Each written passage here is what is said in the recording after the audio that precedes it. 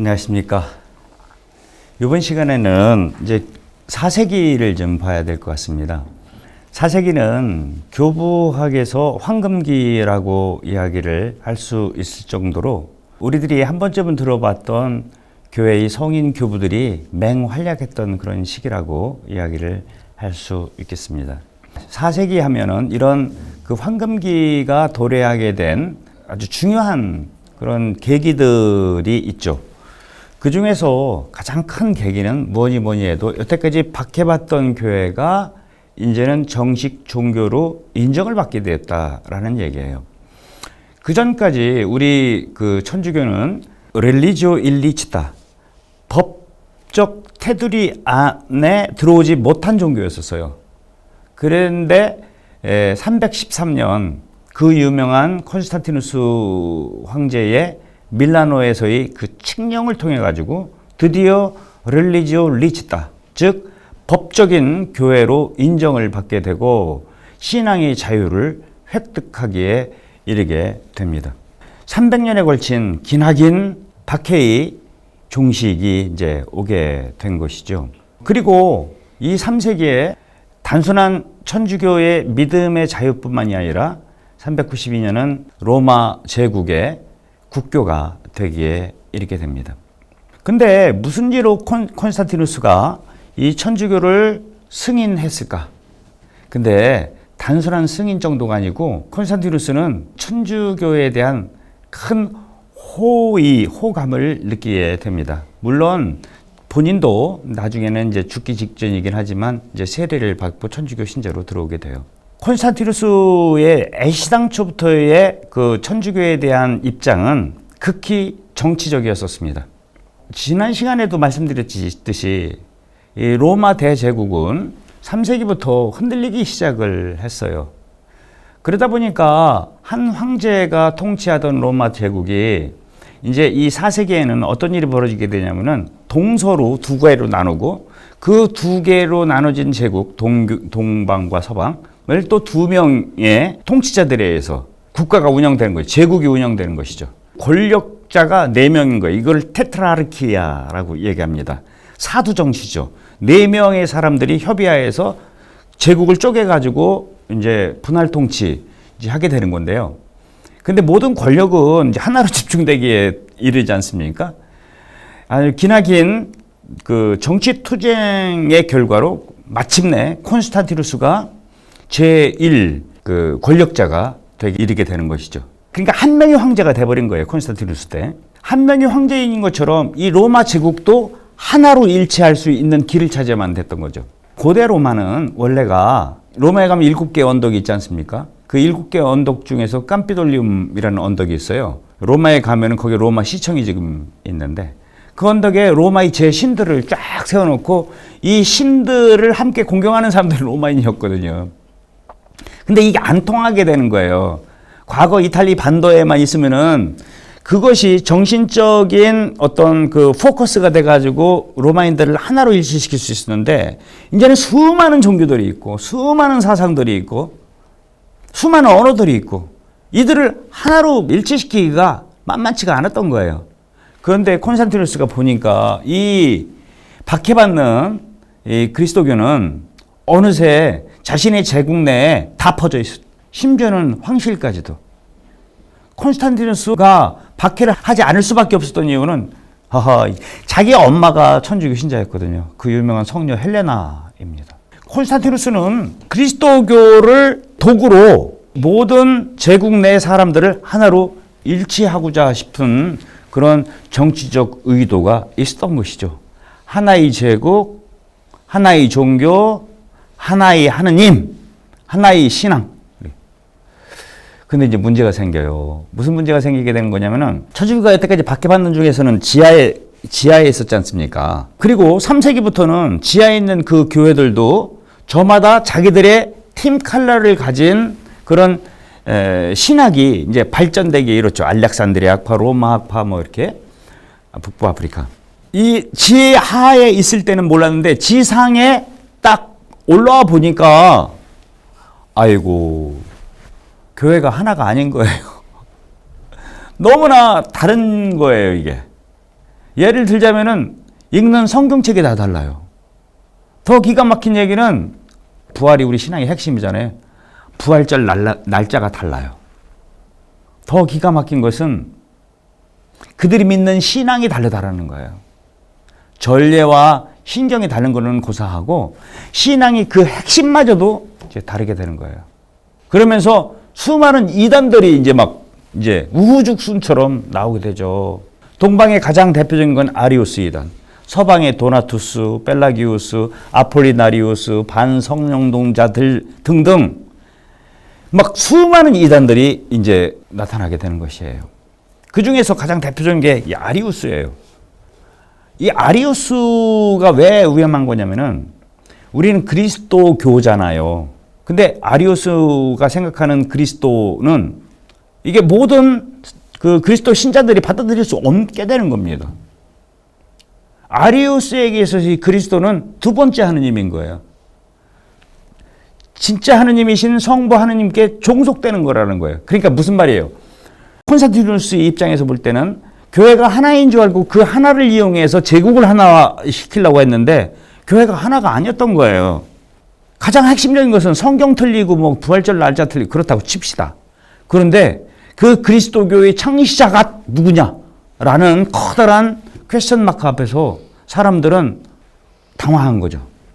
서로 의견이 이제 엇갈리기 시작을 하는 거예요. 이러니 이게 콘스탄티누스가 그냥 있을 수가 없죠. 그래서 이제 제일 첫 번째 공회가 일어날 수밖에 없습니다. 313년에 종교 자유를 줬는데 안 되니까 325년에 니케아라는 동네에 이제 첫 번째 공회를 열게 됩니다. 황제가 소집한 거예요. 누구를? 그 당시에 있었던 보편교의 모든 주교들을 다 모여라. 그게 바로 니케아입니다. 니케아에서는 이제 여러 일들이 이제 벌어지게 되죠. 기존에 있었던 이제 그 여러 가지 통일되지 않은 것들을 이제 통일시키는 작업도 하면서 가장 중요한 것은 그리스도가 누구냐를 결정하는 이제 신경, 그 유명한 니케아 콘스탄티노플리스 신경이 이제 이때 처음으로 쓰이게 됩니다. 제가 말씀드렸죠. 원래 이 신경, 믿음의 조목이라는 것은 각 전례마다 세례성사를 통해 가지고 필요한 믿음의 핵심 조목들이었다. 그래서 각 교회마다 다른 신경들을 가지고 있었는데 제일 첫 번째로, 그러니까 그 신경들은 누가 쓴 게 아닙니다. 자발적으로 이렇게 생성된 거죠. 근데 이 첫 번째로 니케아 공회의 이 신경은 그 수많은 주교들이 한 자리에 모여서 통일된 신앙 고백을 이제 한 것이죠. 여기에 핵심은 뭐가 되는 거냐면은 아리우스를 이제 이단으로 파문하게 되는 거예요. 모든 것들은 그렇습니다. 이렇게 이제 신경이 쭉 있으면은 거기에 참석했던 모든 주교들이 자기 이름으로 서명을 해야 돼요. 이거에 내가 동의를 한다. 이제 이런 얘기죠.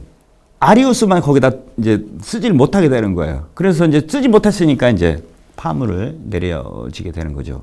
이런 일, 이 니케아 공회가 일어나게 되고요. 이 4세기에는. 그리고 4세기 말엽에 니케아 공회가 삼위일체론의 시작이었죠. 끝이 아니었습니다. 이 얘기를 조금 이따가 이어서 이제 하겠는데요. 그 결정적인 마지막 끝은 두 번째 공회인 콘스탄티노플리스 공회가 이제 이루어지게 돼요. 그게 381년입니다. 그러니까 325년 니케아 공회부터 381년 이 기간은 다른 많은 이단들도 있었지만 가장 핵심적인 그 신학적 논쟁의 주제는 뭐였냐면은 그리스도가 누구냐. 다른 말로 하면 그리스도와 성자와의 성령과의 관계는 뭐냐 이거예요. 한 분 하느님을 어떻게 유지시키면서도 새 위격에 가능하냐. 이것을 이제 신학적으로 구명하는 작업이 325년부터 381년까지 그 사이였고, 이때 수많은 교회 학자들, 교부들이 등장해서 논쟁을 일으키게 되고 수많은 이단들이 이제 발생하게 됐는데, 이게 4세기 이 황금 시기에 벌어지게 된다라는 말씀입니다. 이 4세기에 또 이제 몇 가지 중요한 점들을 짚고 넘어가자면은 수도 생활이 출현입니다. 여태까지는 이제 박해가 있었으니까요. 신앙의 영웅들, 순교자들이 이제 생겨났죠.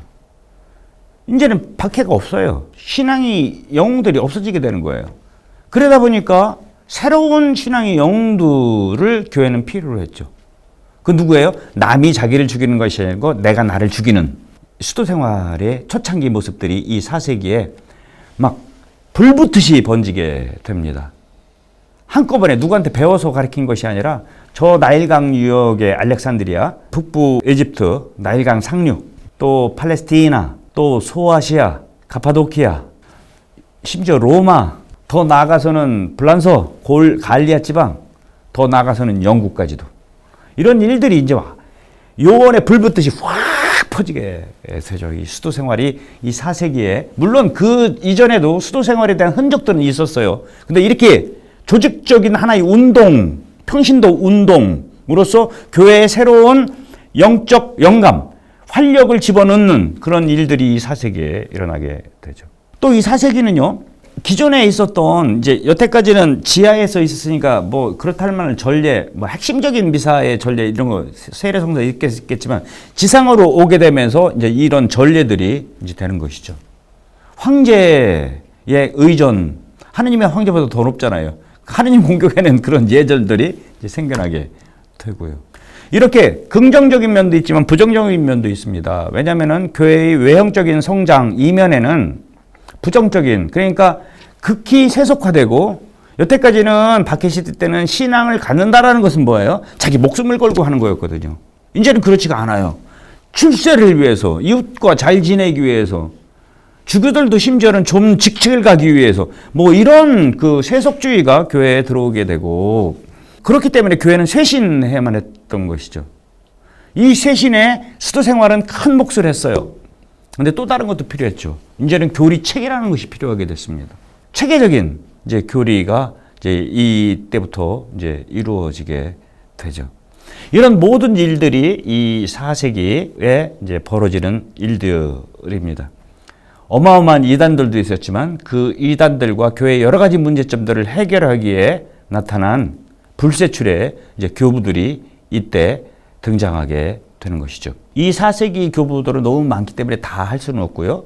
몇몇 중요한 교부들을 시간이 허락하는 만 한해서 이제 간략하게 이렇게 보도록 하겠습니다.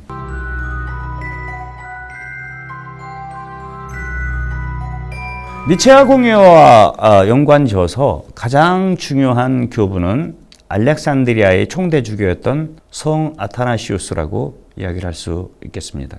아타나시우스는 295년경 알렉산드리아에서 태어나게 됩니다. 이교인 가정이었어요. 아타나시우에 대한 전설 같은 이야기, 성인전이 여러 권이 있는데 거기에 보게 되면은 이 과부 아들이었대요. 근데 꿈속에서 이렇게 이 아들 죽게 됐다. 근데 살릴 수 있는 방법은 저 아주 누구한테 가면 된다. 근데 그 누구가 누구였냐면은 알렉산데르라는 알렉산드리아 교구 총대주교였던 알렉산데르라는 분이에요. 그래서 그 어린이를 이제 엄마가 살리기 위해서 이제 보냈다, 뭐 이런 얘기도 있게 되는데, 그러니까 전임 교구장이었던 알렉산더 밑에서 이 아타나시우스는 이제 교육받았다고 볼 수 있겠죠.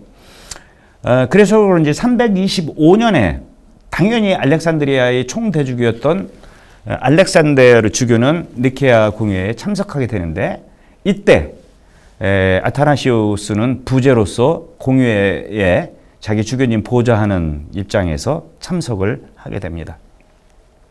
그러니까 니케아 공회가 어떻게 돌아갔는지를 이미 체득하고 있는 거죠.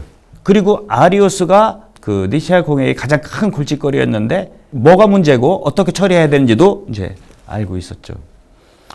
그런데 니케아 공회가 끝난 다음에 328년 3년 후죠. 본 주교가 이제 돌아가시게 되고 그 뒤를 이어서 이제 총대주교가 됩니다.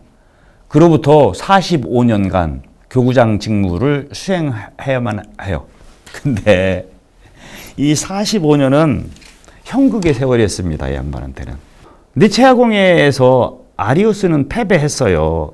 귀양을 이제 보내지게 되는데 얼마 후에 콘스탄티누스가 죽죠.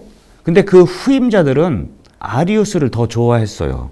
그 이유는 콘스탄티노플이 그 수도가 된 거는 그건 신도시예요. 수도로 정해진 것은 337년입니다. 그 전에 이 동방의 수도는 니코데미아라는 동네였는데 이 니코데미아의 주교 이름이 에우세비우스라는 사람이, 그러니까 카이사르의 에우세비우스도 있지만 여기 니코데미아의 에우세비우스라는 이름이 많아요. 이 사람이 자기 동네에 황궁이 있으니까 거기에서 세례를 그 황실 식구들을 주는 거잖아요. 근데 이 사람이 아리우스파였어요. 그러니까 근본적으로 콘스탄티누스의 아들들은 아리우스적 경향을 띌 수밖에 없었고 아리우스의 주장도 마음에 들었어요. 왜? 아리우스는 한 분 하느님을 이제 신학적으로 강조하다 보니까 예수님이 조금 덜 하느님이라는 거예요. 진짜 하느님은 성부 하느님밖에 안 계시다라는 거예요. 이게 이제 너무 내가 좀 축약해가지고 그냥 이렇게 말씀을 드리지만 노골적으로 얘기하면 그거거든요. 예수님은 하느님 아니다라는 거예요. 한 분 하느님만 있어야 되지 유일신론을 강조하다 보니까 삼위의 구별이 이제 없어지게 되는 건데요. 이게 황제들이 볼 땐 더 매력적이에요. 왜? 하나의 제국, 하나의 황제, 한 분 하느님. 이게 너무 좋은 거죠. 이게 신학도요, 여러분 정치와 아주 밀접한 연관을 지니고 있습니다. 교박을 공부하다 보면. 어쨌거나 그렇기 때문에 이 아타나시오는 끝까지 니체아 공예의 그 기본 가르침을 정통적으로 계승하려고 작정을 했던 사람이에요. 그러니까 황제로부터 엄청난 박해를 받게 돼요. 옛날처럼 칼로 죽이지는 않지만 계속해서 귀양을 보내는 거예요. 이 양반은 교구장 재임 중에 5번이나 귀향을 가게 됩니다. 제일 처음에는 트리어라는 곳에, 독일이죠 지금은. 그 다음에 로마. 그 다음에 세 번에 또 이제 귀향이 있는데 이 3번은 사실 귀향이라고 볼 수도 없어요. 왜냐면 암살자들이 와가지고 죽이려고 그러니까 이제 이렇게 될 정도로. 이 3번은 다 알렉산드리아는 북부 아프리카의 해변가에 있는 항구 도시죠. 근데 거기서 조금만 위로 올라가면은 사막이잖아요. 그 사막에 이제 은수자들이 있고 그 수도자들한테 이제 도움을 받는 일이 이제 벌어지게 되죠. 근데 극적으로 나중에 아타나시우스가 이제 승리하게 됩니다. 저는요, 이 역사를 공부하는 사람으로서 참 어떤 때 이 우리 교회 안에 정말로 성령께서 계시는구나 그런 걸 느껴요. 정치공학적으로, 교회 정치적으로 볼 때 절대로 승리할 수 없는 그런 판국이었거든요. 근데 삽시간에 이게 뒤집혀지는 그런 일들을 교회 역사 안에서 많이 보게 되는데 이 아타나시의 경우도 이제 그런 유의 하나라고 이야기를 할 수 있겠습니다. 이분의 그 신학 작품들을 좀 봐야 되는데 성경에 관한 작품들은 그렇게 많이 쓰지를 않아요. 아니, 이분의 대부분의 책들은 다 아리우스예요. 아리우스. 반아리우스. 아리우스에 대한 그런 반박 책들이 많죠.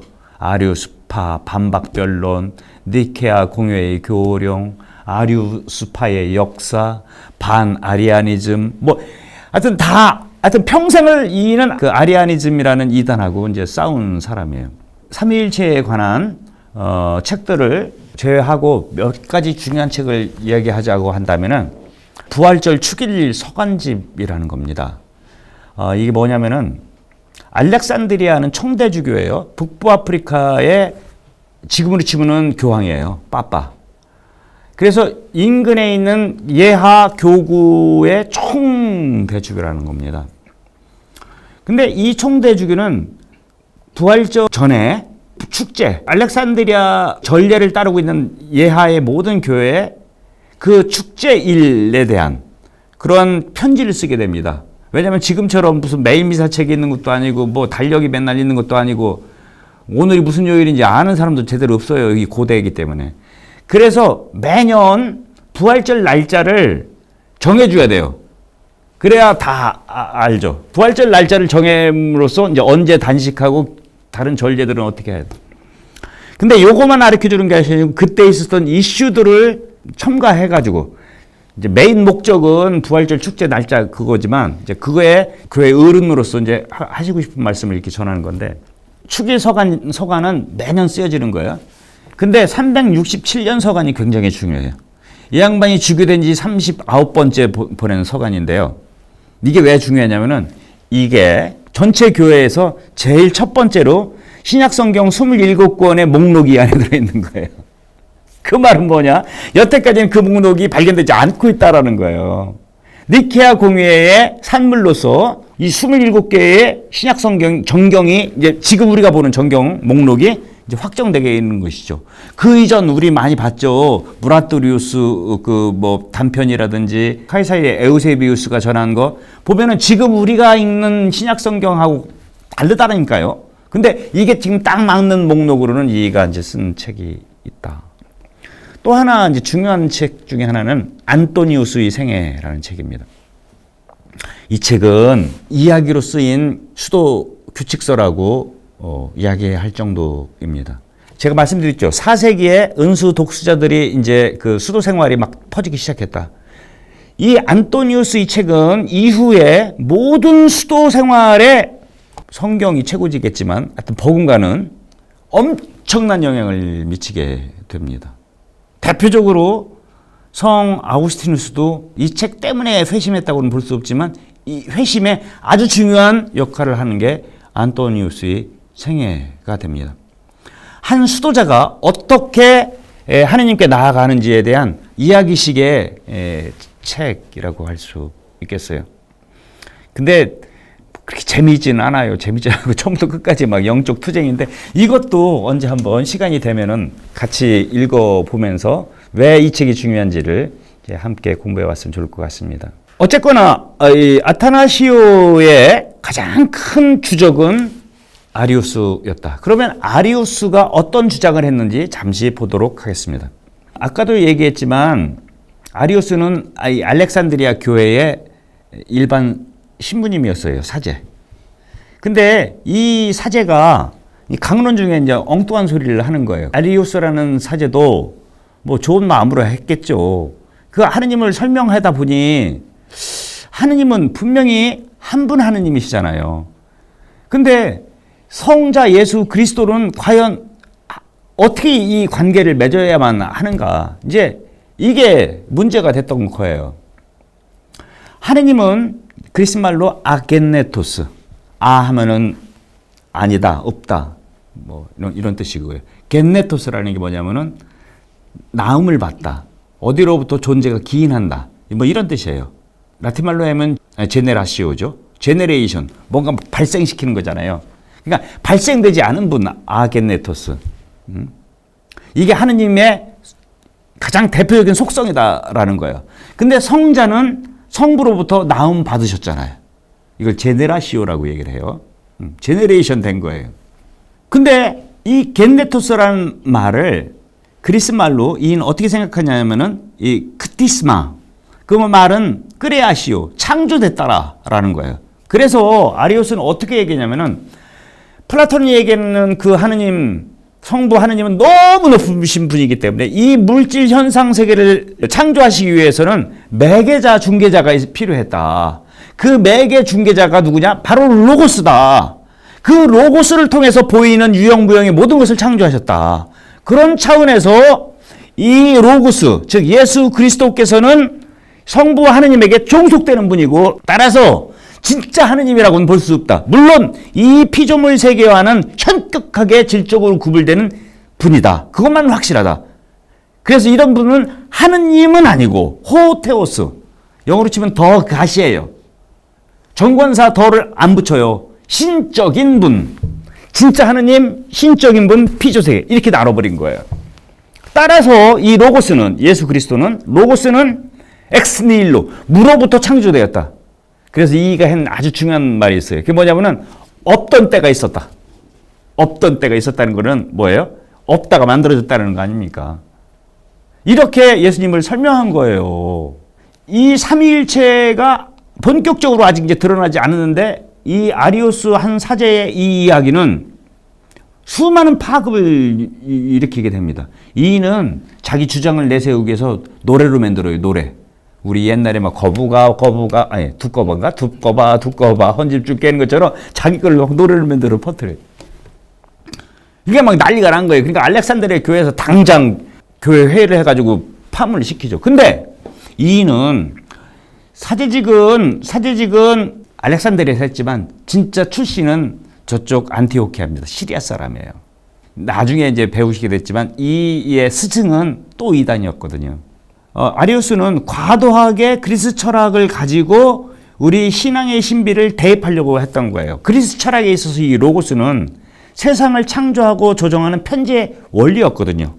우주의 유일한 근본 원리인 성부와 피조된 현상계, 이 세상 사이에 매개자로서의 로고스예요. 근데 그 로고스가 예수 그리스도라는 거예요. 물론 이런 로고스로는 이미 3세기에 혹은 2세기에 오리게네스나 호교교부들도 얘기를 했어요. 근데 그때는 이렇게 결정적으로 성부와 성자와의 관계 속에서 이야기를 하지 않았거든요. 근데 이게 비로소 이제 현대의 신학적 용어로 치자면은 삼위일체론적 논거에서 과연 이 관계를 어떻게 해야 될 것인가. 어떻게 보면 아리우스는 그 삼위일체론을 촉발시키게 되는 거예요. 근데 이제 문제는 이렇게 탁 촉발을 해놓으니까 여태까지 지금 우리가 4세기지만 3세기에는 각 학파들이 있었다고 그랬잖아요. 이 사람들은 자기들이 하느님에 대한 해석, 성경에 대한 해석이 그 학파에 따라 다 달랐어요. 아리우스가 던져놓은 이 화두를 가지고 저마다 다르게 생각을 하게 되는 거예요. 저마다 다르게.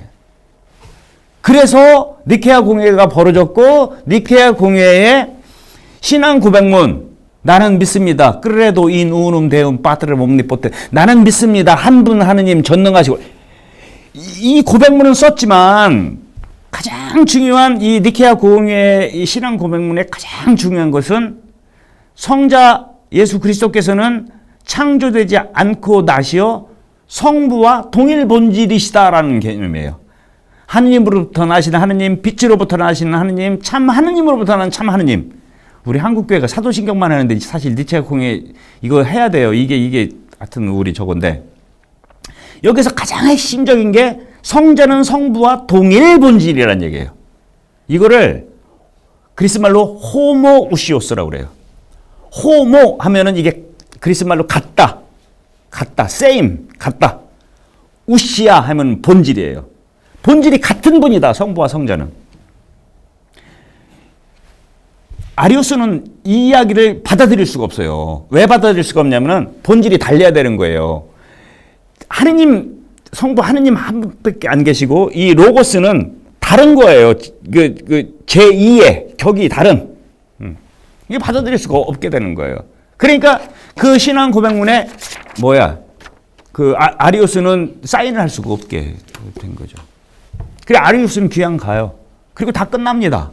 끝났는데 문제는 이 호모 우시오스라는 말, 호모는 같다라는 거, 우시아 이게 철학 용어예요. 호모 우시오스라는 말은 성경에 나오질 않아요. 이게 철학 용어이기 때문에 내가 어떤 철학으로 이 단어를 바라보느냐에 따라서 어떻게 돼? 다 해석이 달라지는 거예요. 중구난방이 되는 거예요. 중구난방. 제가 말씀드렸듯이 3세기에 수많은 학파들이 있었는데 다 자기식대로 다 해석해버리는 거예요. 더 기가 막힌 것은 이렇게 신앙 고백문이 있잖아요. 그게 나는 믿습니다. 쭉 있어. 그런 다음에 요거를 두 번째로 확인시켜요. 첫 번째 시작은 나는 믿습니다. 무엇을 이렇게 쭉 나가요. 그 다음에는 어떻게 되는 거냐면은 요렇게 하면 파문입니다. 해가지고 파문문이라고 그래요. 이걸 파문문. 앞에 거는 요렇게 이런 거를 믿어야 된다. 뒤에 거는 요런 거 안 믿는다고 하는 놈들은 파문이다. 이렇게 하는 겁니다. 이 파문문에 아주 재미난 게 있어요. 우시아라는 동일 본질이 중요하다고 그랬잖아요. 동일 본질. 근데 이 우시아 아주 비슷한 또 다른 단어가 있어요. 그게 뭐냐면 휘포스타시스라는 거예요. 휘포스타시스. 이 휘포스타시스는 나중에 뭐가 되냐면은 위격이 돼요. 우시아는 본질이 되고.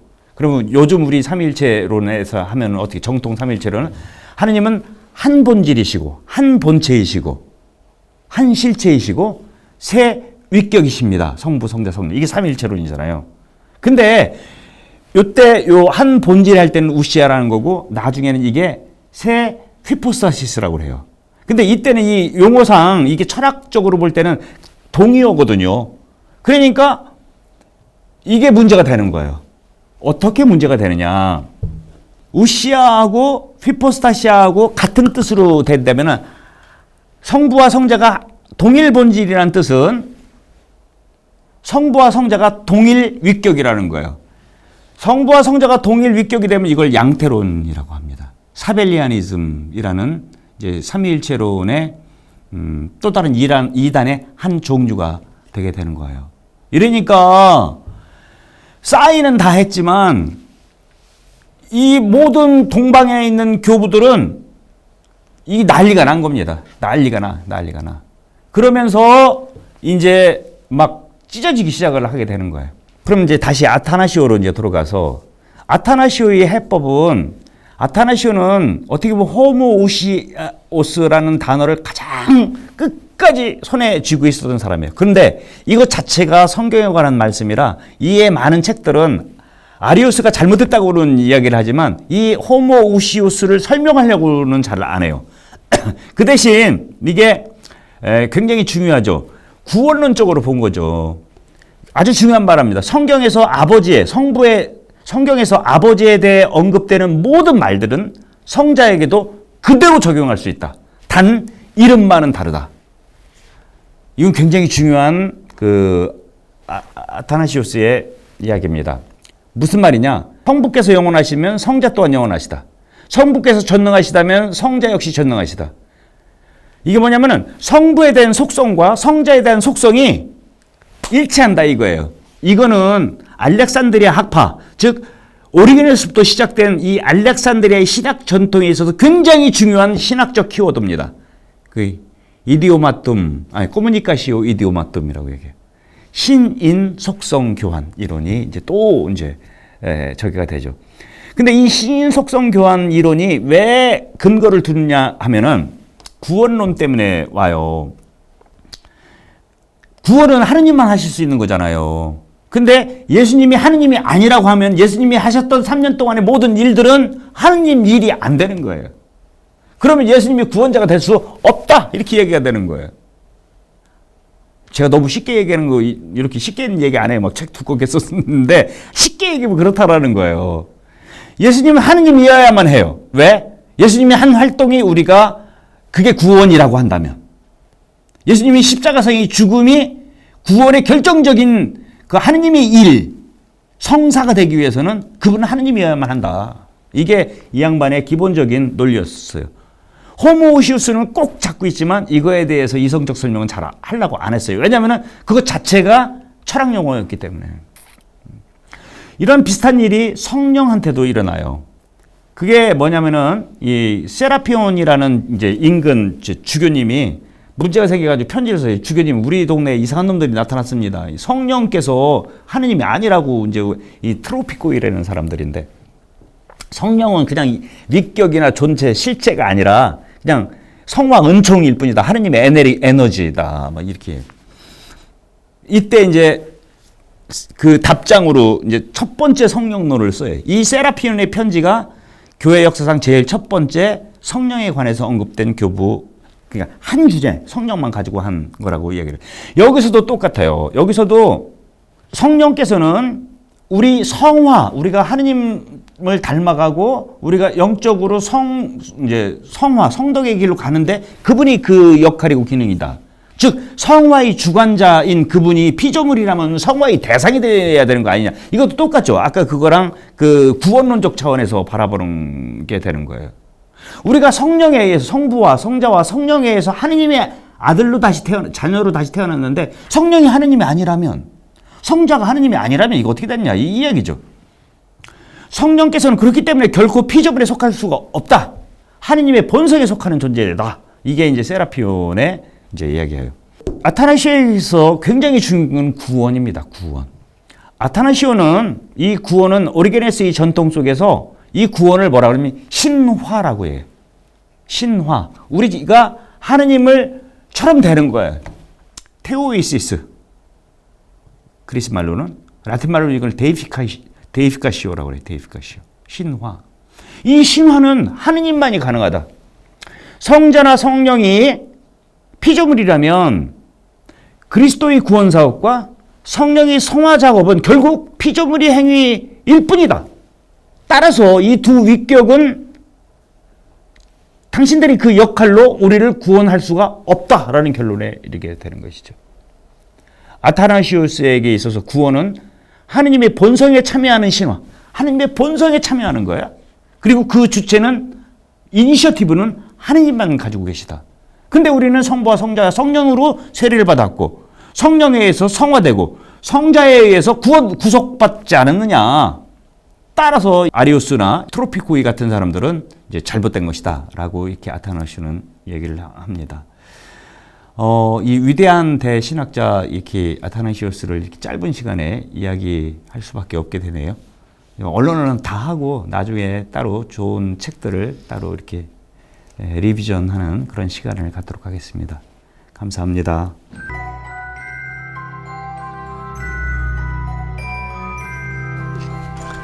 안녕하십니까. 지난 시간부터 4세기, 즉 교부학에서 황금시기라고 불리우는 시대의 교부들을 알아보고 있는 중입니다. 4세기에는 뭐 격동의 시기였죠. 박해왔던 교회가 이제 인정받는 법적 테두리 안에 들어오게 되고, 또 첫 번째로 이제 공의회 니체아에서 이제 공의회가 일어났고, 그 공회에는 여러 문제들이 이제 이렇게 논의되고 또 합의 결정되지만 가장 큰 문제는 이제 아리우스라는 예수 그리스도가 과연 누구이신가? 성부 하느님 아버지와 성자 예수 그리스도와의 관계는 어떠한가? 이런 것을 이제 본격적으로 사색하게 된 계기가 니케아 공의회였다. 니케아 공의회는 어떤 면에서 아리우스로 촉발돼서 아리우스 한 명을 단죄하고 신경, 즉 니케아 신경을 반포함으로써 끝맺음을 맺은 것 같지만 사실은 그렇지가 않았어요. 이제 진짜 본격적인 시작이 되었습니다. 니케아 신경의 가장 핵심적인 신학 용어는 호모우시오스라는 말입니다. 성자께서는 성부와 동일 본질, 참 하느님이시다 라는 그런 신앙 고백인데, 예수 그리스도의 신성이 성부와 동일한 본질에 기초하고 있다라는 그런 말인데, 여기에 굉장히 중요한 단어인 호모우시오스라는 말이에요.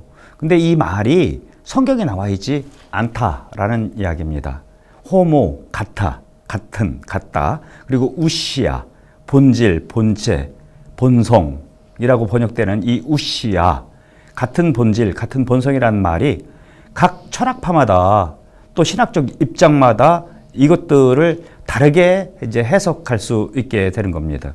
이렇게 달리 해석할 수 있었던 이유는 3세기부터 여러 학파들이 생겼기 때문에 이런 일이 벌어지게 되는 것입니다. 이거를 교회의 분열로 볼 수도 있지만 또 다른 긍정적인 면에 있어서는 더 깊은 신학적 사색의 토대가 될 수 있었다. 우리가 믿고 있는 그 하느님을 인간 이성과 지성으로 어떻게 깊이 더 들어갈 수 있는지를 이제 치열한 논쟁을, 신학적 논쟁을 통해 가지고 이제 밝혀지게 됩니다. 그런 차원에서 니케아 공의회는 끝이 아니라 시작이었다.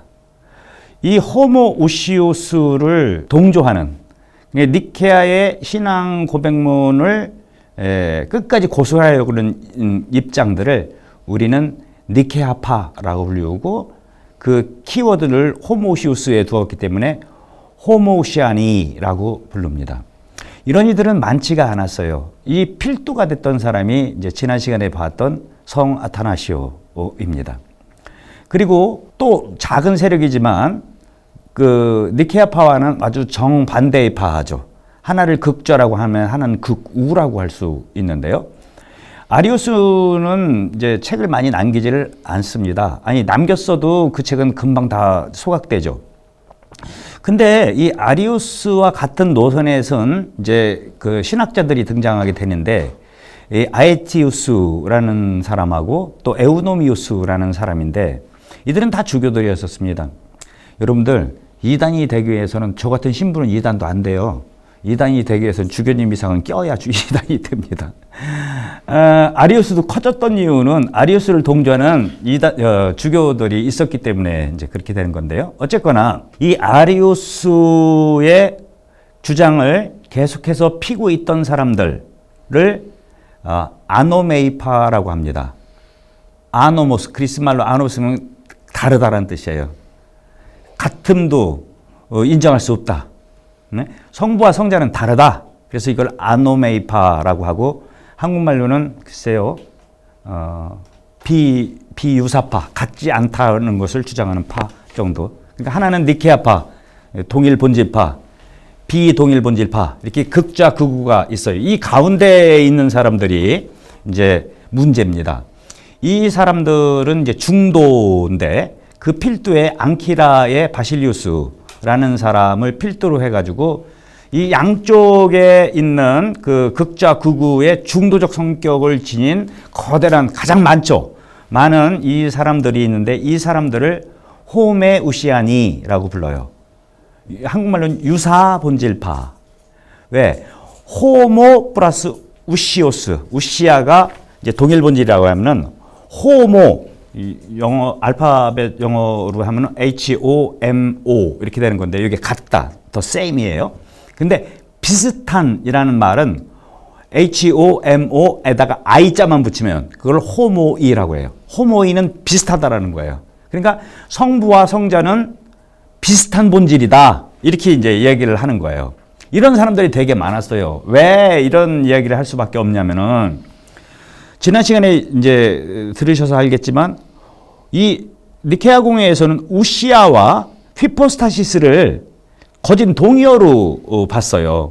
여기에 많은 사람들이 이제 그 뭐라고 그래야 되나, 불만을 가졌던 거예요. 많은 주교들이. 왜? 동방의 신학은 세 휘포스타시스가 강조되는 신학이에요. 즉 삼위의 구별이죠.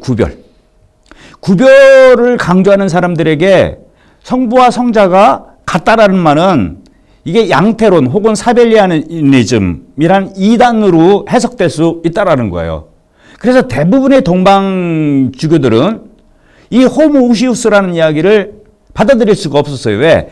자기들이 세 휘포스타시스, 세 위격의 구부를 강조하고 있는데, 동일 본질, 하나의 휘포스타시스라고 하는 이야기하고 같게 되는 거거든요. 그래서 이 가운데 사람들이 이제 되게 많게 돼요.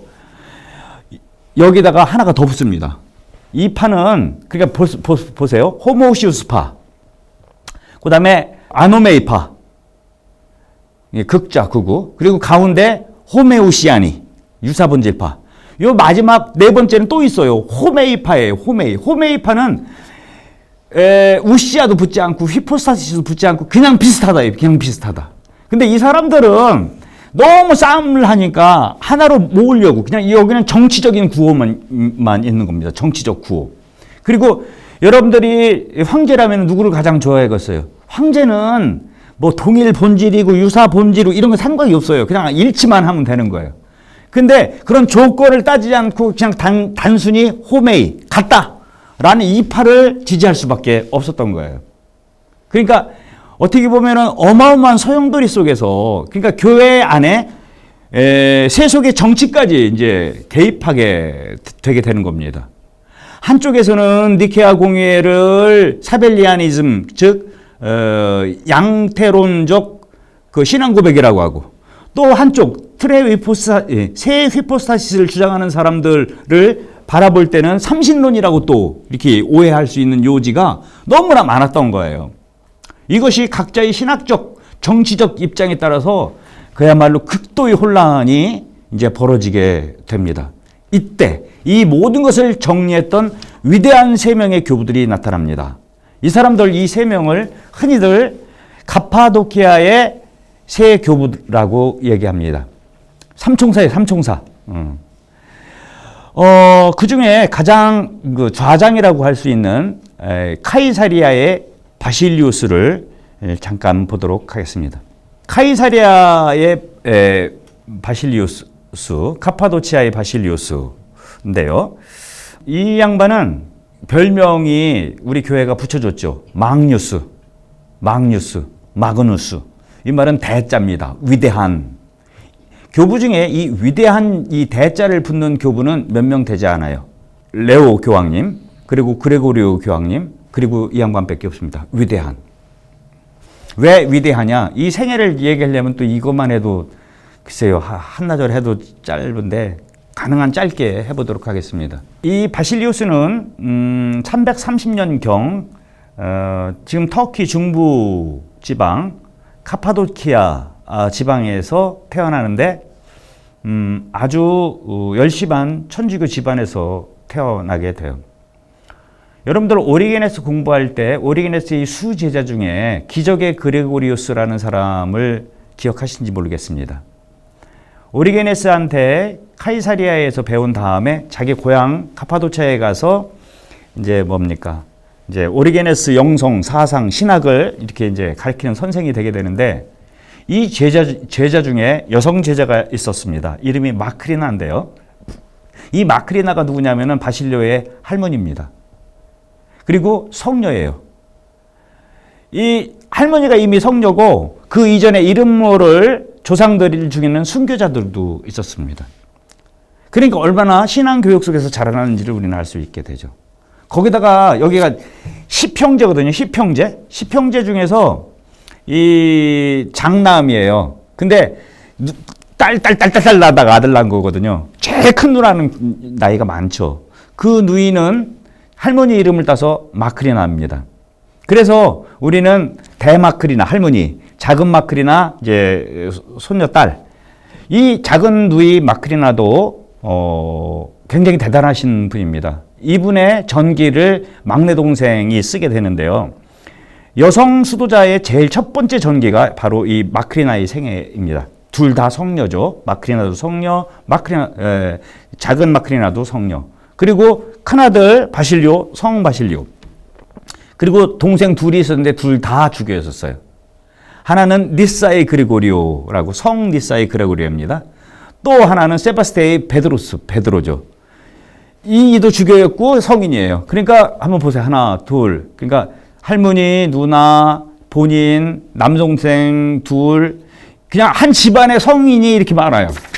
대단한 집안에서 태어나죠. 이는 아버지도 수사학자였거든요. 그러니까 어려서부터 이제 그 당시 인문 교육을 이제 철저하게 받고 나중에는 유학을 가요. 어디 유학을 가냐면은 아테네로 유학을 가죠. 근데 이 아테네에서 중요한 사람들을 만납니다. 가장 중요한 사람은 뭐냐면 평생지기, 또 다른 성인, 또 다른 가파도치아의 3명의 교부 중에 또 한 분. 그게 뭐냐면은 나지안주스의 그레고리우스라는 분입니다. 이 바실리오 끝난 다음에 바로 그분에 대해서 좀 알아보겠는데 공부하는 같은 이제 그때부터 영혼의 단짝 친구가 돼요. 근데 이때요 중요한 사람을 또 만나요. 누구냐? 이 사람이 율리우스라는 황제의 아들이었었어요. 이가 360년경에 361년에 나중에 황제가 돼요. 근데 이 사람이 마지막 박해를 했던 황제가 됩니다. 근데 같은 뭐예요? 아테네 학당의 동창생이었다. 아테네에서의 수학이 끝난 다음에 이제 고향으로 들어오게 되죠. 고향으로 와서 그 당시 이 소아시아 지방에서는 이제 새로운 수도 생활이 막 싹트기 시작했어요. 이 수도 생활의 매료를 느낀 바실리오는 흑해 밑에 그 광야에 가서 운수 생활을 하게 되고 그 운수 생활에 자기 친구 나지안조의 그레고리오를 초대하게 되죠. 근데 이게 뭔가 이상한 거예요. 그래가지고 이가 혼자 여행을 떠나요. 그 당시에 있었던 모든 수도 생활들을 다 보는 거예요.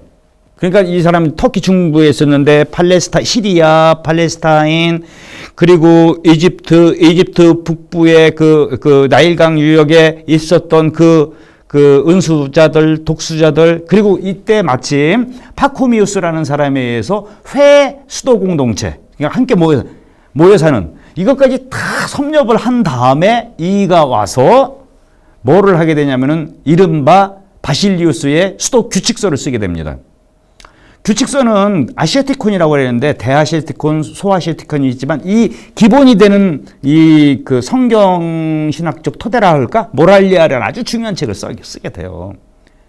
바실리오는 다른 것도 위대하지만 수도 생활, 지금도 동방교회의 모든 수도원들은 바실리오 규칙서를 유일하게 사용하고 있습니다. 대단한 일이죠. 1600년 동안 이가 쓴 그 규칙서가 동방 수도 형성의 핵심이 됐다.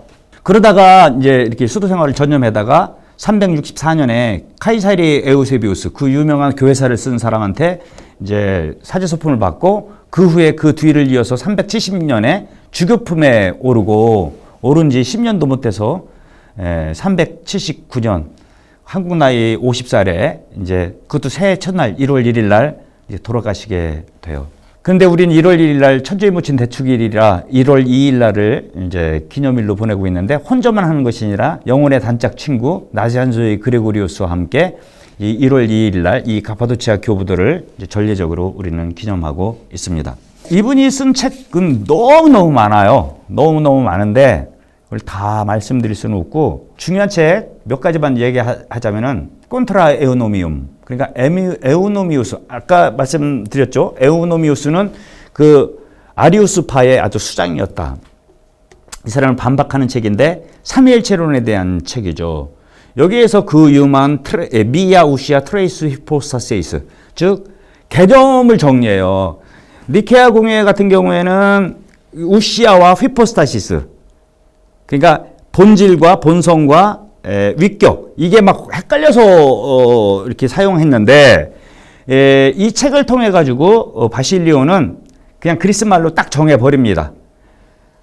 삼위일체, 일체이신 하느님, 그걸 우시아, 하나, 미야는 그리스 말로 하나, 미야 우시아 트레이스, 세 휘포스타시스, 세 위격, 이렇게 이제 개념 정리를 하죠. 이거는 어마어마한 그러니까 삼위일체론적 정식이 돼요. 그 전에는 우리가 지금 너무 뻔한 얘기 같지만 이게 처음부터 이렇게 돼 있던 게 아니에요. 어쨌거나 이런 책이 있고 또 하나 굉장히 중요한 책이 있는데 그 책이 뭐냐면은 성령론입니다. 데스피리투 상토. 지난 시간에 제가 말씀드렸죠. 아타나시오가 쓴 세라피온에게 보낸 편지라는 책이 있었는데 이거는 트이무스라는 교구의 주교님께서 이제 질문한 거에 대한 답장이지 논문이 아니에요. 편지지. 이 데스피리투 상토, 성령론이라는 책은 2000년 교회 역사상 제일 첫 번째로 성령론이라고 이름 지어졌고 그 성령에 대해서 기가 막히게 쓴 책이 바로 이 성령론이라는 책입니다. 언제 시간이 되면 이것도 한번 같이 읽으면 좋을 것 같습니다. 참고로 제가 로마에 있을 때 이 성령론 책으로 석사 논문을 썼습니다. 이 성령론을 쓰게 된 이유가 뭐냐면은 삼위일체의 그 엄청난 신비를 인간이 말로 이렇게 표현하는 게 신학인데 이렇게만 해서는 안 되겠다 해가지고 바실리오는 자신이 주교님이니까 자신의 전례의 대영광송, 여러분 아시죠? 그리스도를 통하여 그리스도와 함께 그리스도 안에 성령을 하나 되어 하나님 아버지께 드린 그 영광 받으소서 아멘 미사 시간 하잖아요. 이거를 약간 바꿔요. 어떻게 바꾸냐면은 성부와 성자와 성령과 함께 흠숭을 받으시는 분이라고 바꿉니다. 이거를 그리스 말로는 호모티미아라고 얘기를 해요. 왜 그러냐면 호모우시우스라는 그 성경에 나와 있지 않은 이 단어에 너무 학을 띄어가지고 성령한테는 차마 호모우시우스라는 말을 못 써요. 그 대신 호모, 같다, 티모스, 이 흠숭과 영광, 이제 이 말을 전례 안에 이제 넣게 되는 거죠. 근데 적대자들이 볼 때는 이거 주교 마음대로 이 전례 바꾼다. 그런 비판을 받게 되는데 그런 비판을 설명하기 위해서 쓴 책이 바로 이 성령론이다라는 책입니다. 여기에서도 아타나시오와 거진 동일한 신학적 전망 속에서 설명을 해요. 성화하는 그 역할, 상티피카트리스. 그러니까 성령께서는 우리 성화주다. 근데 제가 왜 이 말씀을 드리자면은 같은 흠숭과 같은 영광을 받으시고 성령께서는 우리에게 생명을 주시고 이 부분이 뭐냐면 나중에 콘스탄티노플 공회에서 정해져요. 요 말이. 그래가지고 요게 니케아 공회에 붙게 되고 지금 우리가 하고 있는 니케아 콘스탄티노플 공회의 신경 안에 이 양반이 했던 이 두 개의 개념이 들어가 있다. 같은 음식을 받는 거, 같은 영광 받는 거, 그 다음에는 성화주, 그리고 우리 생명을 주시는 하느님, 그 예언자들을 통해서 말씀하셨던 그 하느님. 이게 니체아 콘스탄티노플 공예. 그러니까 니체아 공예가 기본에 있었고요. 이거를 보충하는 게 콘스탄티노플 공예예요. 381년. 근데 여기서의 핵심 용어가 뭐냐면 그 호모티미아 하고 그 이제 성화주인 성령의 역할. 요게 바실리오의 공로였었습니다. 요게 붙어가지고 지금의 니케아 콘스탄티노플 신경이 된다라는 이야기입니다. 바실리오의 전례는 아까도 말씀드렸지만 되게 중요해요. 지금도 동방교회 같은 경우에는요. 사순지기의 전체 주일, 그리고 성삼일, 부활 전야미사, 에피파니아, 주님 공연, 그리고 당신 축일 1월 1일 미사, 이런 것들은 지금도 바실리오 전례로 불리우는 전례를 동방교회에서는 하고 있습니다. 이건 좀 웅장하고 길어요. 아주 그냥 화려한 동방교회의 그 예배를 볼 수 있죠. 근데 이제 다른 때는 이렇게 늘 길게 할 수 없으니까 다른 때는 성 요한 크리스토스도무스 전례를 따르고 있습니다. 그러니까 이 동방교회의 아주 어마어마한 두 전례의 기둥 중에 하나인 이 바실리오 전례가 이렇게 되어 있다. 바실리오는요, 이렇게 신학적 수도 생활뿐만 아니고 기가 막힌 일을 하세요. 뭐냐면은 바실리오가 생각했던 수도자들은 이 수도원 안에 봉쇄 속에서만 사는 수도자들이 아니었어요. 아주 유명한 말씀을 하시죠. 인간은 수도적 동물이 아니다. 친교, 사랑, 이거 나누는 거거든요. 그래서 이가 한 것 중에 하나는 지금의 꽃동네죠. 불쌍한 사람들을 위한 동네, 그 뭐라고 해야 되나, 요새 사회복지시설이라고 그럴까? 이걸 이미 그 시대에 만들었던 거예요. 대단하죠. 사목적으로도 대단하지. 전례적, 수도생활, 또 신학적인 여러 가지 중요함. 바실리오는요, 그 당시에 친아리우스파 황제들하고 한 번도 안 싸웁니다. 근데 나중에 승리하죠. 근데 대표적인 사람이 있죠. 연락이 싸웠던 사람. 그게 누구죠? 아타나시오. 아타나시오는 5번이나 귀양 가셨다고 그랬잖아요. 바실리오는 귀양 안 가고 이겨요. 왜? 이 양반의 뛰어난 외교력. 자기가 거점 도시 카이사리아라는 중요 도시의 주교잖아요. 대주교죠. 그러면 주변에 악착같이 자기 친한 사람들을 이제 주교로 만드는 거예요. 여기에 자기 동생 니사의 그레고리오, 자기 친구 나지안주의 그레고리오스, 또 세바스티아의 그 베드로, 암필로키오, 이런 그 친구들을 포진하고서, 그러니까 뭐라고 해야 되나, 펜대를 만들어 가지고 자기 사상을 이제 펼쳐나가는 겁니다. 자기 사상이라기보다도 교회 정통 신앙을. 그리고 아까 얘기했던 호메우시안이 있잖아요. 가장 많은 중도. 이 중도 사람들을 포섭하는 일을 하게 됩니다. 이 중도 같은 경우에는 중도 안에는 이 성령론 때문에 이제 그 중도에서 진짜 중도도 가짜 중도가 있고 진짜 중도가 있는데 이 진짜 중도를 자기 편으로 이제 흡수하게 되죠. 이게 바실리오의 정치, 교회 정치 외교 이런 말이 있다고 한다면 이런 위대한 점이라고 할 수 있습니다. 그런 차원에서 이 바실리오를 위대한 마그누스라는 호칭을 이제 사용해서 지금도 부르고 있죠. 자, 다음 이제 그 카파도치아의 교부를 보자면 조금 전에도 말씀드렸던 성 바실리오의 절친 나지안주스의 그레고리우스입니다. 정확한 탄생 날짜는 몰라요. 근데 바실리오랑 친구였으니까 대충 330년 경에 태어났다라고 추정할 뿐입니다. 이는 아까도 바실리오 얘기할 때 했지만 아테네에 같이 이제 유학도 했고요. 또 서품도 비슷한 시기에 이제 받게 되는데 이 서품의 경위가 조금 달라요. 나지안주스의 그레고리우스는 아버지가 주교님이었습니다. 이 당시는 아직 3세기, 4세기였는데 그러니까 지금 우리 로마 가톨릭처럼 사제독 신제가 법적으로 이렇게 정해지기 전이었었습니다. 아버지 주교님도 이제 자식이 있을 수 있죠.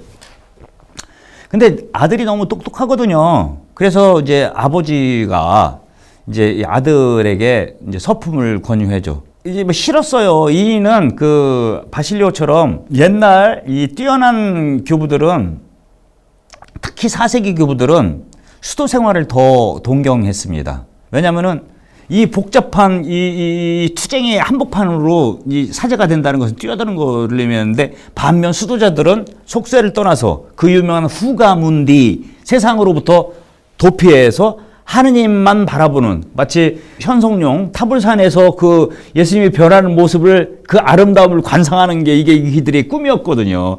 이거를 깨쳐야 되는 거니까요. 그렇지만 막 아버지가 막 졸라대요. 막 해가지고 이제 해다가 이 아버지가 이제 돌아가시게 되고, 그런데 사제소품 받았지만 370년에 무슨 일이 벌어진다고 그랬어요? 370년에 자기 친구 바실리오가 주교가 되는 거예요.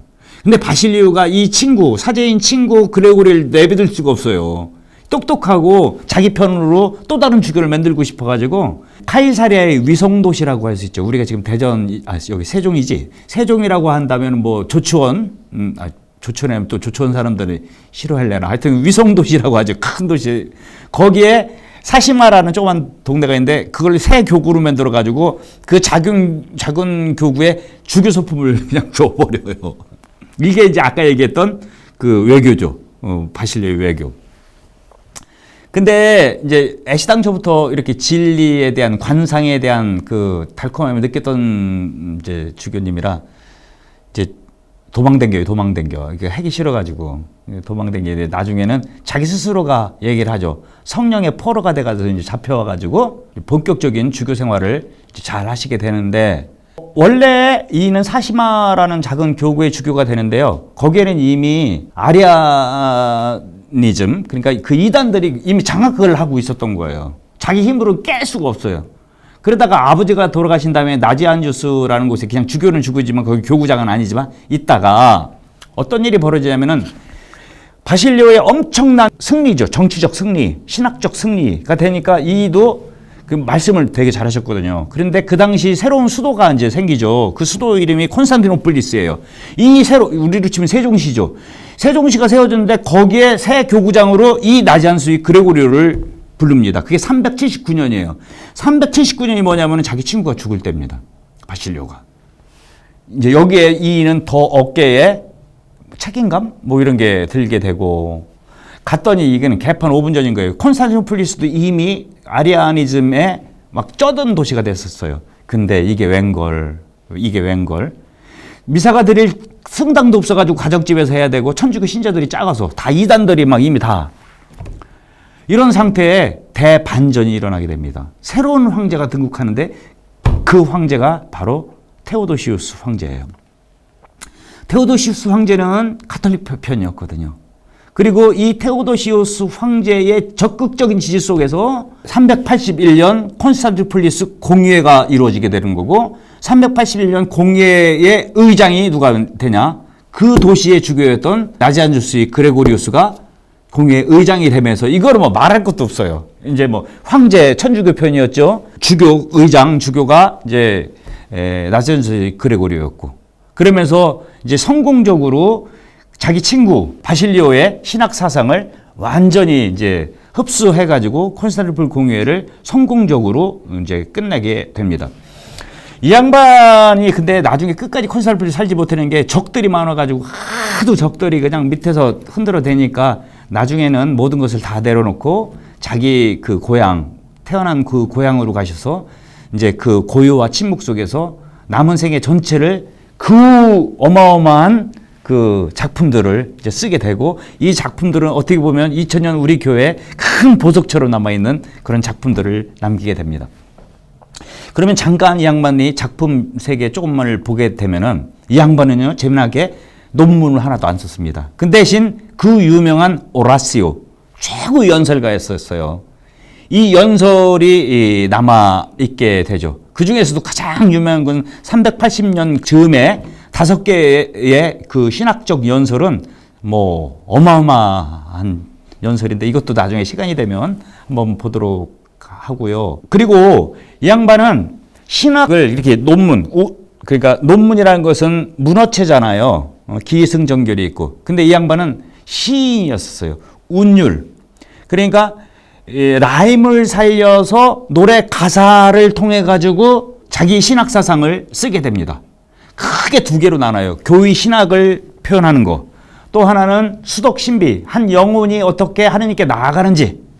이것들은 후대에 굉장히 중요한 시가로 남아 있습니다. 또 하나 중요한 것은 바실리오가 미아, 우시아, 트레이스, 휘포스타시스 하나의 본질과 세 위격에 대해서 이야기했다고 한다면은 이는 성령의 기원에 대해서 밝힙니다. 성부는 나음을 받지 않으신 분, 아겐네토스. 성자는 겐네토스, 제네라시오 되신 분, 지금 나음을 받으신 분. 그럼 성령은? 이 문제예요. 이 성령을 요한복음 15장 26절을 근거로 해서 그리스 말로 하면은 엑프레우시스라는 말을 해요. 라틴 말로는 아깝게 제네라시오, 성자에게는 제네라시오, 이거를 이제 라틴 사람들은 프로체시오, 바란다. 여기는 나음을 받았다, 여기는 바란다. 이렇게 이제 하는 이제 신학 용어를 만들어내고, 그러니까 성삼위의 특성을 이렇게 신학적 용어로 개념화 시키는데 특별히 성령에 대한 개념화를 시켰다는 점을 볼 수 있겠습니다.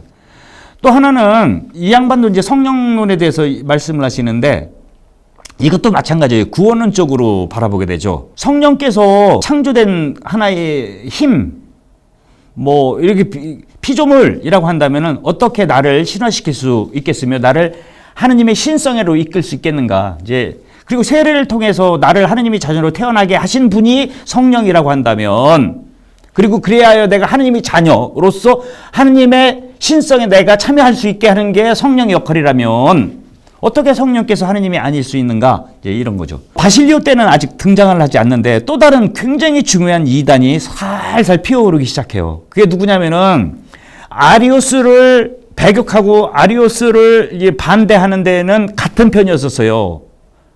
누구냐면은 라오디케아라는 동네의 주교님이셨던 아폴리나리우스예요. 근데 이는 너무 아리오스를 비판하다 보니까 어느새 자기도 이단으로 빠지게 됩니다. 이제 이게 나잔수의 그레고리오 때 살살 피어오르기 시작해요. 이는 뭐냐면은 예수 그리스도의 누스, 지성은 없다. 인간적 지성은 없다. 인간적 영혼은 없다. 그 자리에 뭐가? 로고스의 영혼이 대체하기 때문에 나중에 다시 자세히 이야기하게 될 겁니다. 이게 그리스도론의 촉발 요인이 돼요. 근데 그 유명한 그 이제 정식을 이가 만들어냅니다. 취함을 받지 않은 것은 구원될 수 없다.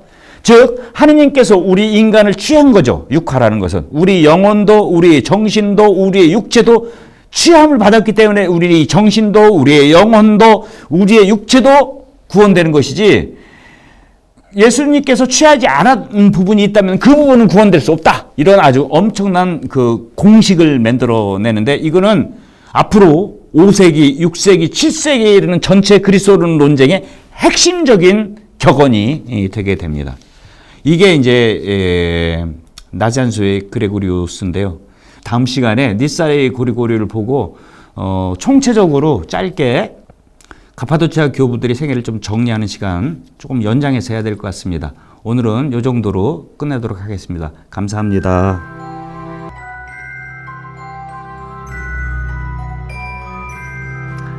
안녕하십니까. 지금 우리는 4세기 교부학의 황금 시기를 보고 있습니다. 교부학의 황금 시기인 이 4세기 출발은 콘스탄티누스 황제의 종교 자유의 선언으로부터 시작되고, 그리고 니케아 공의회를 거쳐서, 그리고 수많은 신학적 논쟁들, 삼위일체적 논쟁이죠. 예수님과 성부와의 관계, 그리고 나중에 360년 이후부터는 성령론이 또 이 안에 또 덧붙여지게 됩니다. 이렇게 성부, 성자, 성령에 대한 신학적 의견들이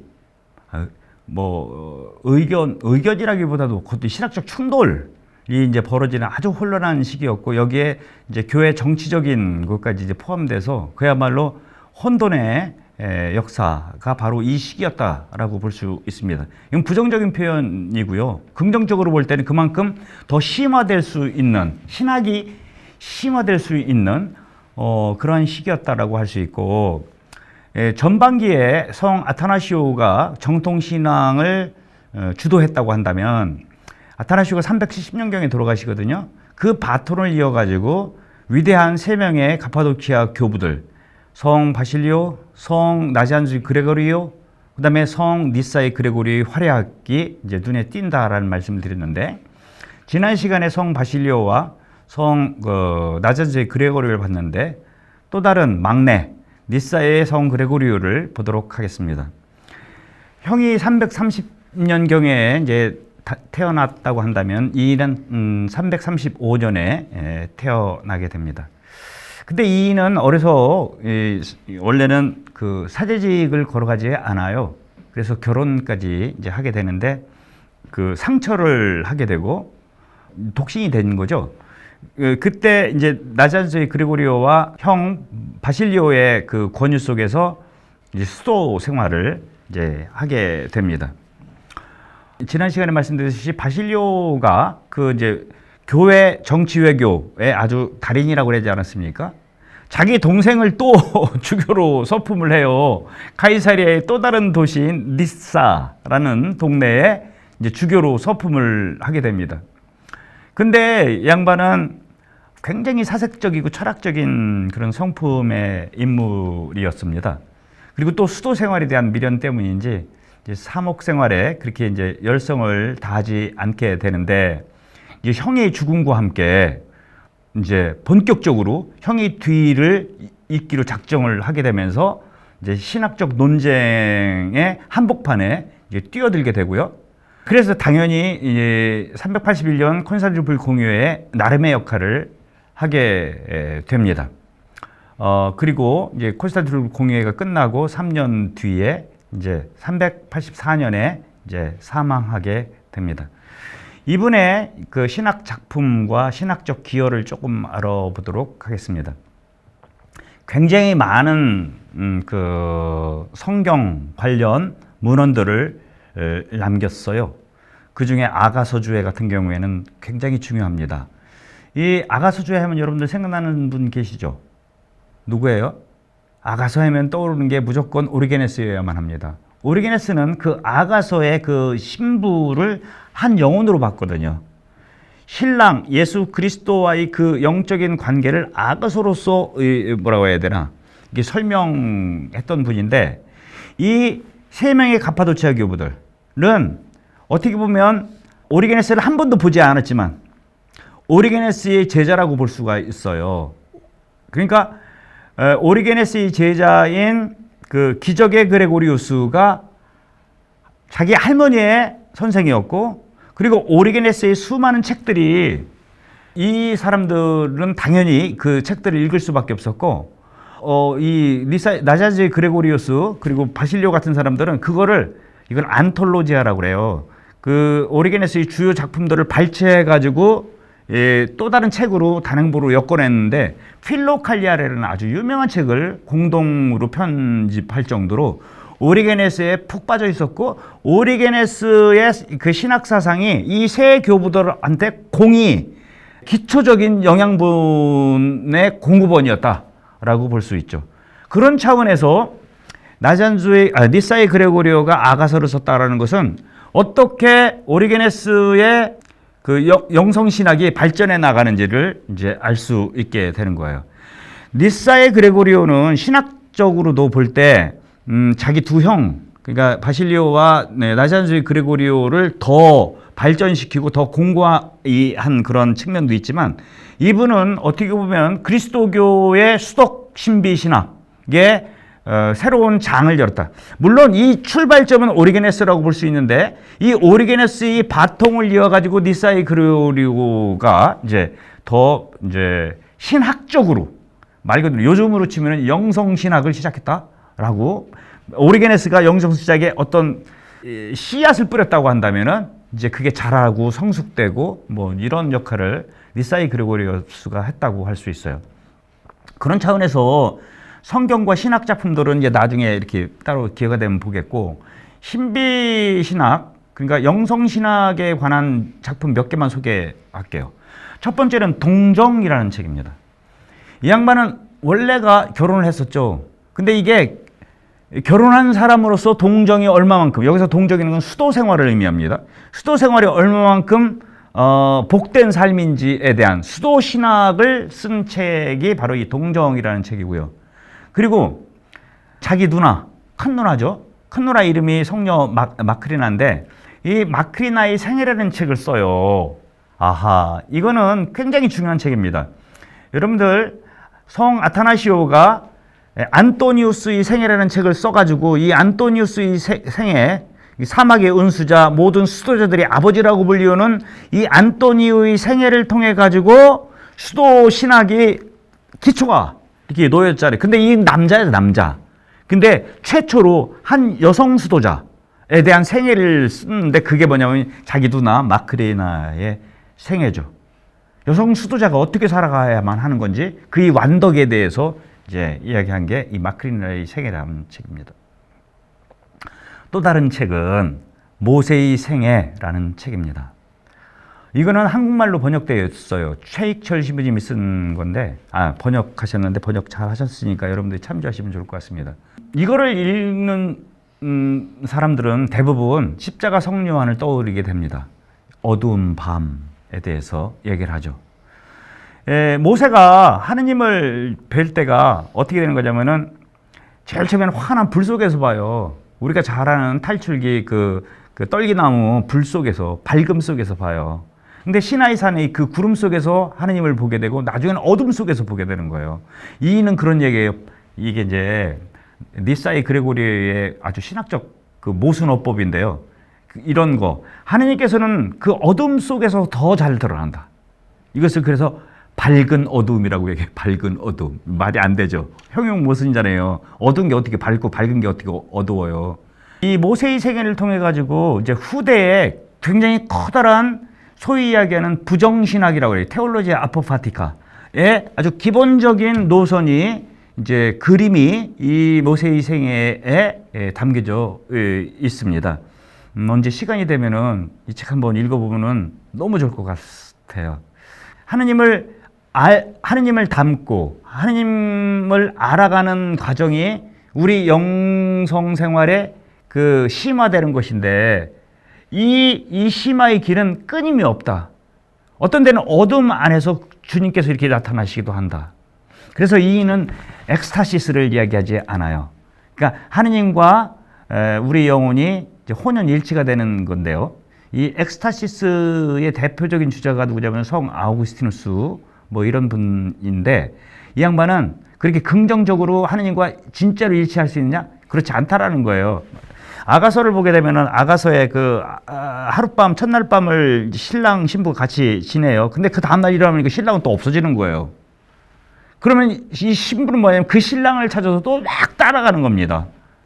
그러니까 궁극적인 일치는 이 세상에 없다. 이 세상에서는 끊임없이 하느님은 우리를 목마르게 하는 사람이다. 분이다. 우리가 하느님을 더 알 수 있는 길은 내가 더 모른다고 할 때 하느님을 더 알고 싶어 한다. 맛있는 것도 먹어본 사람이 알잖아요. 하느님도 우리에게 먹히는 존재지만 우리를 포만시키지 않는다. 그래서 인간은 끊임없이 그분을 향해서 나아가야 된다. 이게 그 유명한 에펙테이시스라는 겁니다. 끊임없은 진전, 끊임없이 나아감. 그 완성된 때는 언제다? 하느님 나라에서 그분을 직접 뵙는 그날까지. 끊임없는 영적 성숙의 긴 과정 속에 우리 인간은 있다.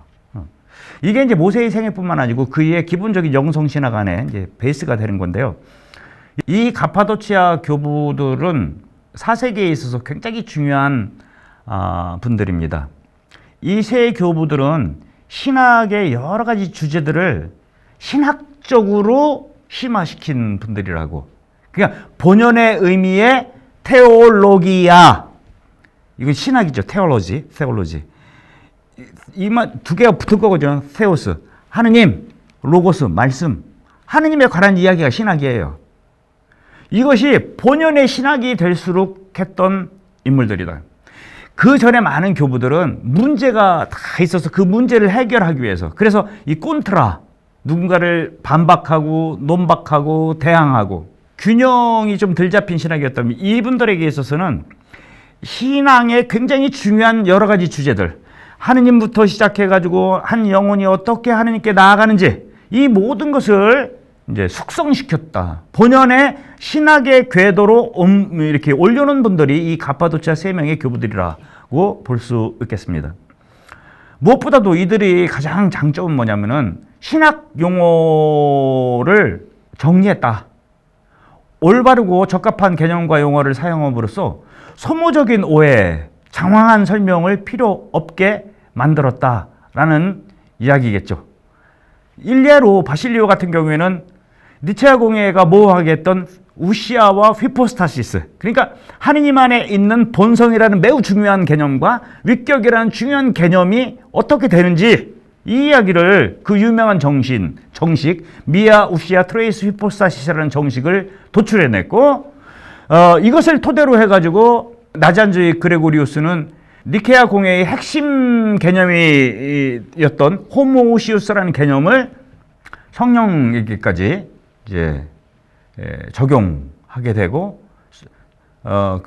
테오스 하느님이라는 그 용어를 이제 성령에게까지 확대 적용하게 되죠.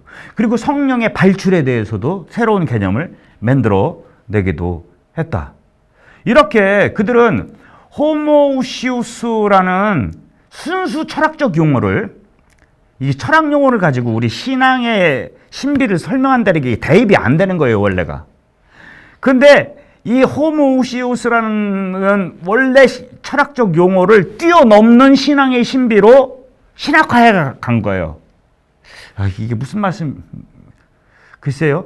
호모우시우스는 세속의 말이지만 그 세속의 말 마디만 따왔을 뿐이지, 이 세 교부들을 위시한 이 4세기 위대한 교부들이 신학적 논쟁을 통해 가지고 세속 인간의 언어 호모우시우스를 뛰어넘는 하느님의 신비를 설명하려고 했다라고 이야기할 수 있습니다. 이런 차원에서 후대 신학자들은 이 가파도치아 교부들을 신니케아주의자들이라고 부릅니다. 원래 니케아 공예주의자의 대표는 성 아타나시오스였죠. 근데 아타나시오스는 부러졌어요. 5번이나 귀향을 가고. 근데 이는 그런 것 없이도 충분히 이해시켰다. 물론 시간이 경과했고 그만큼 이제 서스펜션이 우리 그리스도교 내에서 있었기도 했겠지만, 이런 위대한 세 명의 신학자들의 공로에 의해서 이제 그게 이해가 됐다라는 얘기예요. 뿐만 아니고 이게 삼위일체론에 획기적인 공로를 했고요. 또 하나는 아폴리나리우스파, 바실리오 때는 적극적이지 않았지만 나잔소의 그리고리오와 니사의 그리고리오는 바로 라오디케아의 아폴리나리우스의 주장하는 그리스도론이 얼마만큼 위험한지를 깨닫게 되는 거예요. 아직 4세기에는 등장하지 않습니다. 이제 다음 시간에 우리가 배울 5세기에 들어가면은 제일 첫 번째 5세기의 공예가 뭐냐면은 에페소 공예예요. 430년에 이루어지는 공예인데, 이 공예의 문제가 뭐냐면 그리스도가 누구냐예요. 그리스도라는 한 위격, 인격 안에 어떻게 신성과 인성이 합치되느냐. 삼위일체로는 한 본질 안에 세 위격이 어떻게 일치하느냐, 이게 문제였다고 한다면, 그리스도로는 한 위격 안에 두 본성이 어떻게 일치하느냐, 이 이야기에 출발했던 게 라오디체아의 아폴리나리우스고 실수했죠. 이 실수를 정확하게 지적한 분들이 누구냐면은 2명의 그레고리오들이라고 이야기할 수 있죠. 지난 시간에 얘기했듯이 그 유명한 quod non est assumptum non est sanatum, 그러니까 취함받지 못하는 것은 non est sanatum, 구원되지 않는다, 치유되지 않는다라는 아주 유명한 정식을 만들게 되는데, 4세기, 그러니까 니체아 공예, 칼체돈 공예, 그 다음 5세기, 6세기에 이루어지는 그리스도론 논쟁에 있어서 가장 핵심적인, 마치 수학에서 구구단처럼 이렇게 사용되는 이것을 이제 2명의 그레고리우스들이 얘기했다라고 얘기할 수 있겠습니다. 이렇게 가파도치아 교부들의 신학적 공로는 비단 신론, 삼위일체론, 그리스도론에 아주 혁혁한 공로를 했지만 여기에만 국한된 건 아니었었어요. 그들에 의해 그리스도교의 신비주의와 영성이 이제 학문으로 정착되게 이릅니다. 물론 신비주의와 영성은 학문으로 끝나서는 안 되는 거예요. 그분과 실존적이고 체험적인 일치, 현실 삶 안에서의 영성이 중요하지만 이것을 인간의 언어로 설명하는 게 굉장히 중요하거든요. 그 언어로 설명하는 것을 우리는 신학이라고 그래요. 하느님의 신비를 인간의 언어로 설명한다. 이게 신학이죠. 근데 이것을 완벽하게 해냈다. 이게 이제 이 새 교부들의 혁혁한 공로였죠. 바실리오는 그 수도규칙이라는 걸 씀으로 해가지고 현대의 수많은 수도자들이 그 규칙서를 바라보면서 하느님께 나아가고 있고요. 그리고 니사의 그레고리오는 하느님의 구체적인 한 영혼이 하느님께 어떻게 상승 진보해 나가는지에 대해서 얘기를 했죠. 뿐만 아니고 바실리오 같은 경우에는 그 모랄리아, 도덕집이라는 책인데 이 책은요 너무 재밌어요. 나는 누구냐 이걸 따지는 건데 여러분들은 누굽니까? 여러분들이 바실리오는 수도 생활을 하기 전에 나는 누구냐로부터 묻기 시작해요. 근데 뭐 프로이드든지 뭐 현대 인간학에서 인간을 정의하는 게 너무너무 많죠. 근데 이 시대에 지금으로부터 1700년, 1600년 전에 바실리오는 나를 어디서 찾냐면 성경에서 찾아요. 나는 누구예요? 예수 그리스도라는 포도나무에 붙어있는 가지다. 나는 누구냐? 세상의 빛이다. 나는 누구냐? 그리스도를 따르는 나는 누구냐? 세상의 소금이다. 나는 누구냐? 이렇게 성경에 나와 있는 말씀으로 나를 찾는 거예요. 기가 막힌 거죠. 그러니까 제가 드리고 싶은 말씀은 뭐냐면은 나의 정체를 한 그리스도인의 정체를 철저하게 성경으로부터 이렇게 하려고 했다. 바실리오에게 있어서 그리고 두 그레고리오스들에게 있어서 이 사람들의 목적은 수도자가 아니었었어요. 어떻게 하면은 한 그리스도인이 완벽하게 제자가 될 수 있고 완벽하게 그리스도와 닮을 수 있고 완벽하게 하느님과 일치할 수 있느냐 이게 문제였던 거죠. 그런 차원에서 이들은 복음의 근본주의자들입니다. 어떻게 하면 복음대로 살 수 있느냐 이거를 이제 인간의 언어 개념으로 설명했죠. 여기에 나가는데 인간의 노력도 필요하죠. 어떻게 하면 정욕과 악덕으로부터 우리가 해방되어야만 하고 이 덕을 향한 끝없는 진보 에펙테이시스 끝없는 진보를 통해 나가야만 하냐. 그러면 또 성경만으로 했느냐? 그렇지 않아요. 이미 기존에 있던 철학적 뭐라고 해야 되나? 그 개념도 흡수합니다. 스토이즘, 플라토니즘적 철학적 사고가 이 카파도치아 교부들 안에도 다소간의 영향을 미치게 됩니다. 이렇게 카파도치아 교부들은 4세기의 그 풍요로움을 가장 잘 보여주는 교부들이라고 할 수 있습니다. 물론 이 4세기의 교부들이 이들로 다 되는 건 아니에요. 더 많이 있죠. 동방의 뭐 힐라리우스, 암브로시오, 우리가 잘 아는 그 위대한 성 아우구스티누스 다 4세기, 5세기 분들이거든요. 이런 위대한 교부들, 이 카파도치아 교부를 제외한 다른 교부들은 이제 다음 시간에 이렇게 보도록 하겠습니다. 가장 핵심적인 분들이에요. 미리 조금 얘기하자면은 성 암브로시오, 성 아우스틴, 성 예로니모, 성 힐라리오 그 한두 번쯤은 다 들어봤던 그 위대한 교부들을 이제 이 황금기 마지막 시간에 보도록 하겠습니다. 그럼 다음에 뵐 때까지 안녕히 계십시오.